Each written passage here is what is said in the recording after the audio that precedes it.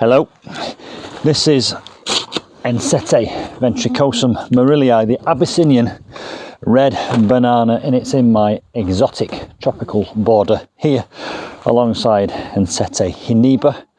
I've got two other Maurelii down here to my right and left. I've also got a selection of Colocasias, and I'm afraid it's that time of year again when we have to destroy what we've created and start digging up some of these tender plants which just will not survive the UK winter, and that's what I'm going to do in this video. Welcome back to Mark's Garden UK at Rose Cottage near Nantwich in Cheshire. I've got a serrated bread knife here and sadly I've got to cut off these wonderful leaves. Aren't they incredible? The Abyssinian Red Banana. It comes out in spring, it gets planted in the ground, it grows all year, and then I tear it apart and put it back into the garage for the winter. I've got to do that with the Ensete Maurelii, the Abyssinian Red Bananas, because they're not hardy in the UK and they will not survive, so it's their only chance of survival is to be dug up and placed in a warm, not warm, cool, dry garage. Got to do the same with this Ensete Hiniba. £60 worth of plant. I can't risk leaving it in the ground, so that's got to come up too. The Colocasia Metalica down there and underneath here are not hardy either. They've got to be dug up, but the Colocasia Pink China can be left in the ground. That is hardy. I'm going to leave all these cannas in the ground as well, and you're going to see a surprise when I take the leaves off this red banana, because at the back there's a canna musifolia, which is an incredible specimen. I've got three of them, two there and one here. The leaves are almost as impressive as this Abyssinian red banana, but you will only see that when it's revealed, when I remove this. That's one of the nice things I like about this border. It's got hidden depths to it, which you only see when you stop and look. I've also got Musa basjou along this wall. There are 5 of them. I'm going to leave those in the ground, but they will not be in the ground unprotected. All this border is going to be given a heavy mulch of both manure and straw, and I'm going to build a frame around the Musa basjou using wood and chicken wire. I'm going to backfill it with straw for insulation. I'm going to put a top on it which keeps most of the rainwater off so that the roots don't get too damp during the winter, and hopefully that will mean it will survive and therefore have a head start in the spring and grow even higher next year. I've taken some advice from a fellow gardener on YouTube, Peter. Thank you for your advice. I'll put a link to his channel in the box below this because it's very useful and he knows a lot about these exotic plants. Right, so let's get on with the job. First things first, I've got to get these leaves off. Isn't it a shame? I'm taking them off because once it's dug up, they'll just rot away and it will make the job of moving it slightly easier. It's a bit weird doing this because it's actually very, very mild this year and this plant is still growing. It's still pushing out new leaves. It's the middle of November. I'm about 3 or 4 weeks behind doing this from last year. I've been keeping an eye on the weather forecast and frost is forecast in the next weekend, so that's why I've decided to take the initiative, take the plunge and get it out of the ground. But look, still making new leaves, and there's another one down inside there on its way out. And as I remove these leaves, you can see actually here the amount of water they store, because if you grip one of the stumps and squeeze it, water oozes out. Let me show you with one of these that I've removed. They're just absolutely full of water, and hopefully you can see it squirting out and bubbling out. And that's why I take these off, because if that water and those leaves are left on this plant, they'll rot back. The other issue that you've got to think about when you're moving these is they do continue to transpire water through these cells at the end of these cut ends, and that water can gather down here in these kind of cups. That water has to periodically be removed. When it's dug up and put in the garage, I'll go into the garage occasionally and I'll tilt it and you'll see water running out. and that will continue until it's virtually almost dried out. Let me give you a bit of a close-up inside one of these cups, and there it is down there. If I shake the plant, you can see it moving around and giving a reflection. That's the water that can cause a problem. That water cannot stay there after this plant has been dug up. And you can see the remnants of last year's leaves here. They actually go towards forming what looks like a trunk, but it's actually a stem. It's a false trunk. And whilst I tidy up the remaining bits of these leaf stems, I'll tell you that I'm going to treat the smaller Ensete Maurelii slightly different to this.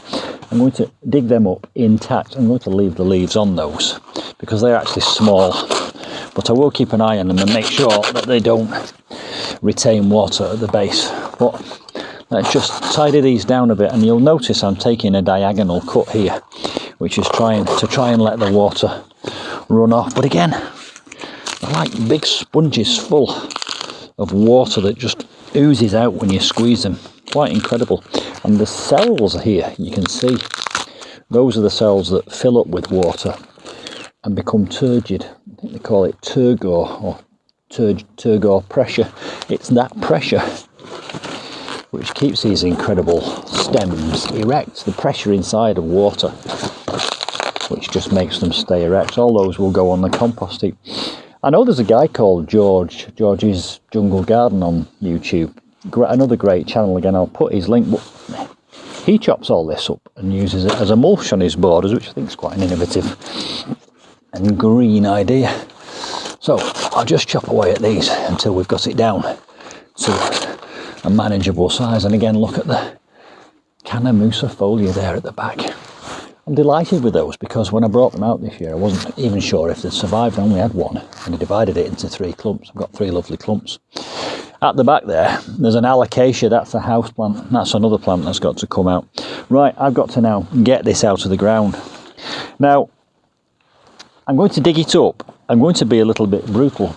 Don't worry too much about the roots on these plants. It's not going to need a lot of rootstock to survive the winter as it dries out. And I do know of people who actually trim all the roots off, so it can't be that much of a problem if you damage some of the roots. Losing some of the roots could be beneficial because it might stop root rot, and also it's certainly beneficial when it comes to putting it in a pot of dry compost for the winter, because it makes it easier to get into the pot. It's got to fit into a pot of approximately that size. And of course you're not wasting so much compost if you get a lot of the roots off. Dry compost, I'll say again, you'll stop watering this for the winter and it will go into a kind of dormancy. Right, I'm going to get my fork and my grubbing hoe and I'm going to try and get that out of the ground. This is my grubbing hoe, by the way. Let me come a bit closer. Incredibly useful little tool this is. I bought it at the start of the year. I think it's been the most useful tool I've ever bought. It's great for so many things. You can kind of dig and scrape with it and pull and push soil with it. And there is an Amazon link to that in the box below this video, so if you want to buy that, go ahead. And by the way, I do get a small commission for every purchase through that link, so thank you very much. I appreciate your support. Alright, let's get in there and do some damage. You're actually not going to believe this. Something wonderful. I've just discovered something wonderful in my own garden. Well, firstly, look at this lovely ginger plant. Isn't that beautiful? But look here, down here, there's a Colocasia Pink China there. It's about 1 metre away. There's another one about 1 metre away to my right. But look, there's a tiny little Pink China sprouted up just here at the base of this Ensete. Isn't that amazing? I think it's a Pink China. It can't be a Metalica because that's about 3 metres away. I've got to try and rescue that. I can't destroy that. So the first thing I do is I'll take that out and very gently put it somewhere else in this border. And hopefully we'll have some more Pink Chinas, but beautiful. Isn't nature incredible?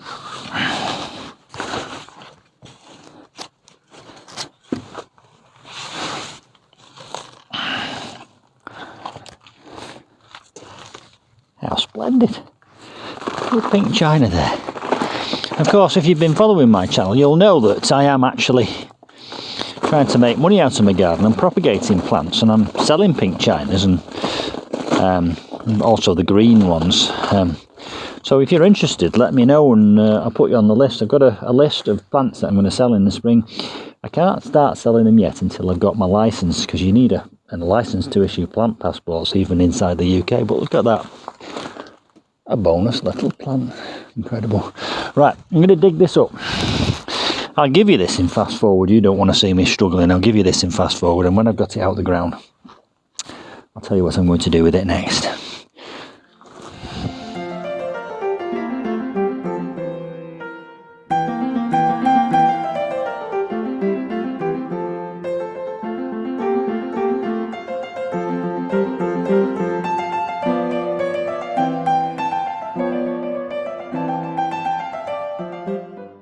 So there it is, it's out of the ground. And this didn't do as well this year as it has done in previous years. I'll just decapitate that leaf there. As I was saying, this hasn't done as well this year as it has in previous years, and I'm looking at the roots. I'm a bit disappointed with these roots. It's not done anywhere as well as it normally does. Anyway, we'll hope that for next year we'll get a better result. I'll have to give that some thought and some analysis. But there is our dug up Ensete Maurelii. You also saw me dig up the Colocasia, and look at that amazing canna. All these cannas are being left in. I'm not even going to cut them down. I'm going to mulch up around the roots and the stems. The leaves will die down over winter, there's no question about that, but hopefully the roots under the ground with that little bit of compost, which will kind of decompose and produce a little bit of warmth in the shelter of these walls. All these conner roots will survive in the ground and pop up in the springtime, and we'll have a beautiful display. Of course, if you want to see that display next year, you need to subscribe and hit the notifications bell if you haven't already done so. What am I going to do with this? I'm going to find a pot of appropriate size. I'm going to fill it with dry compost. I'm going to put it in, and of course, as I've already said, every now and then I'm going to lean it so that the water runs out. It's very heavy, that. You must imagine that that's probably about 4 or 5 buckets of water in that. And will it fit in there? It will fit in there. Let's get some dry compost in there, and then let's put the plant in. Any compost will do for this. You could even use spent compost from previous jobs. It doesn't have to give any nourishment to the plant. It's really just to let the plant sit in dormancy. There's a little bit of a base for it to sit on, and then I shall put the plant inside. Thus, I shall gently sprinkle some, not too deep, around the base of it. Break that up from clumps and just put that in there. And just surround the base of it, not even compacting it. And it can just go to sleep for the winter.